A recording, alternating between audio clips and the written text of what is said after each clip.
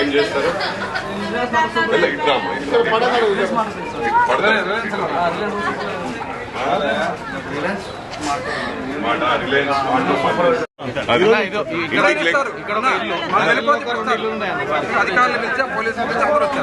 వాళ్ళు చూసుకుంటే అయిపోతే ఒక్కటి ఇది ఏం బాగండి మున్నేరు వాగు పక్కన జల్గాం నగర్ ఖమ్మం రూరల్. ఇది ముఖ్యంగా గమనించాలి. ఇది చాలా బాధాకరం. మీరు ఇబ్బందులు చూస్తూ ఉంటే కంట్లో నుంచి నీళ్ళు వస్తూ ఉన్నాయి. ఇక్కడ వాళ్ళు ఏం చెప్తా ఉన్నారంటే ఈ వాగు పక్కన మాకు ఇన్లొద్దయ్యా, దండం పెడతాము, పొంగులేటి శ్రీనివాసరెడ్డి అన్నకు చెప్పండి అని. ఆల్రెడీ శ్రీనివాసరెడ్డి అన్న మంత్రివర్యులు చెప్పడం జరిగింది. వీళ్ళందరినీ కూడా షిఫ్ట్ చేసి ఇండ్లకు స్థలం లేదా డబుల్ బెడ్రూమ్ ఇండ్లు ఇస్తామని. ఇవాళ హైడ్రా గురించి మాట్లాడుతూ ఉన్నారు. హైడ్రా వచ్చిందే మీలాంటి వాళ్ళని కాపాడడానికి. రియల్ ఎస్టేట్ వ్యాపారస్తులు వాగుల పక్కన చెరువుల పక్కన మట్టి నింపి ఇండ్లు ఇవ్వడం వల్ల ఈ పరిస్థితి వాస్తవమా కాదమ్మా? ఇలా మీరు ఇక్కడ కట్టుకున్నప్పటికీ కదా ఇబ్బంది. వాళ్ళు ఏమంటున్నారంటే దండం పెడతాము, ఈ ఇంట్లో ఉంటే 25 సంవత్సరాల నుంచి మాకు ఎప్పుడు కాలే కానీ ఇదే పరిస్థితి ఎప్పుడు ఏర్పడతాయి, మా గోడలు కూలిపోయాయి, మా ఇండ్లు కూలిపోయాయి, మాకు ప్రాణ నష్టం జరగలేదు. నేను ముఖ్యంగా దేవుణ్ణి థ్యాంక్స్ చెప్తా ఉన్నా ప్రాణ నష్టం జరగనందుకు.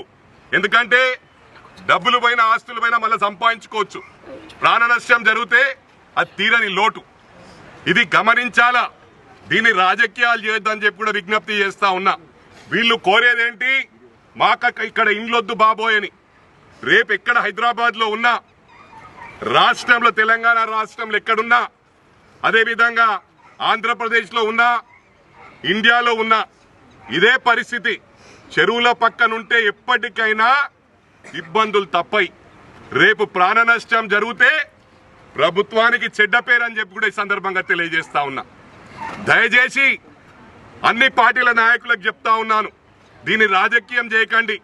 ఒక్కసారి ఎవరైనా విజిట్ చేయని వాళ్ళు ఉంటే ఇక్కడ జల్గాం నగర్ కు విజిట్ చేయండి. మీకు ఒక ఐడియా వస్తుంది, వీళ్ళ బాధలు తెలుస్తాయి. వీళ్ళు నష్టపోయిన వాళ్ళు, ఇల్లు కూలిపోయిన వాళ్ళు, వాళ్ళ నోటినే మీరు వినవలసిన అవసరం ఉంది. ఏమమ్మా ఇల్లు కావాలన్నా ఇక్కడ మీకు?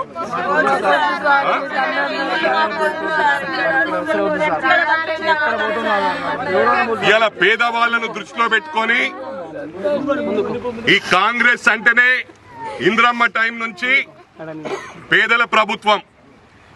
ఇవాళ గౌరవ ముఖ్యమంత్రి రేవంత్ రెడ్డి గారు బీద వాళ్లకు న్యాయం చేయాలని చెరువుల పక్కనున్నా ఎక్కడున్నా వారిని అదే విధంగా ఏం చేయట్లేదు. వాళ్ళకి ఏ విధంగా న్యాయం చేయాలనో గౌరవ ముఖ్యమంత్రి ఆలోచిస్తా ఉన్నాడు. తప్పకుండా బీదలను మా గుండెల్లో పెట్టి కాపాడుకుంటామని చెప్పి సందర్భంగా తెలియజేస్తా ఉన్నా.